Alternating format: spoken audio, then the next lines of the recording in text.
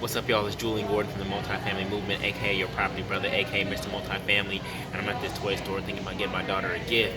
And what do I see? I see money banks, and they got one shaped as a unicorn, one shaped as a cupcake, and one shaped as a flamingo. Now, of course, the typical bank is a piggy bank, right? But no matter what you do to it and how you make it look on the outside, it's still manipulation and it's programming for our kids, right? You don't want your kid to put money into a piggy bank, and this is where the conditioning starts. This is why you're still putting your money into a bank today, right? Banks, if you look at the word and definition of bank is where something is stored. So a river bank stores the deposits from the river. A food bank stores food, right? But guess what? The bank is not actually storing your money.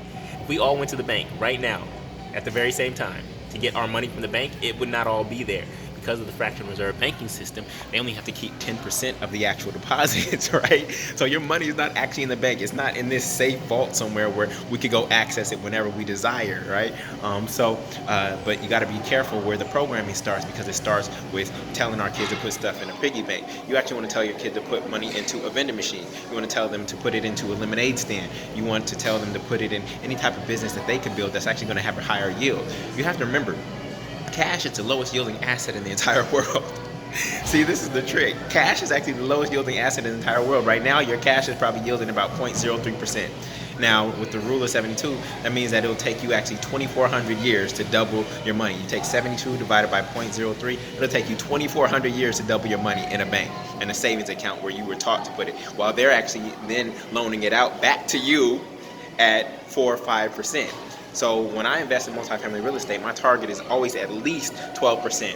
Meaning if you take the rule of 72 divided by 12, then I'm doubling my money every 6 years when I hit my target of at least 12% return. Now, yet again, multifamily real estate is not just about the cash on cash return. I still have appreciation, I still have principal pay down by the tenants, and I still have all kinds of tax benefits and tax write-offs as a result of owning that property. So the real return on that property is probably 30 to 40%, okay?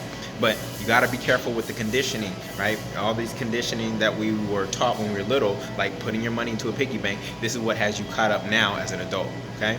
So my favorite asset to invest in is multifamily real estate because of those 4 benefits that I just shared. And if you wanna learn how to get into the game, then go to multifamilymasterplan.com. Again, that's multifamilymasterplan.com. I'll teach you how to finance, find, and finalize multifamily deals. And then, watch this, show you how to use those properties that have appreciated to actually buy your next property, where your actual property and your equity become your own bank, and show you how to continue to build momentum and flip that into a bigger and bigger portfolio. Today I'm 10 multifamily homes deep, 27 doors in 3 different cities, and I'm going to continue to expand because I understand what a bank really is, and I'm actually my own bank now.